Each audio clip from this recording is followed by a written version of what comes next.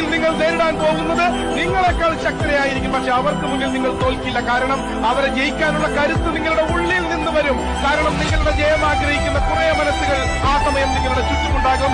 അവർക്ക് വേണ്ടി നിങ്ങൾക്ക് ജയിച്ചേ മതിയാകും.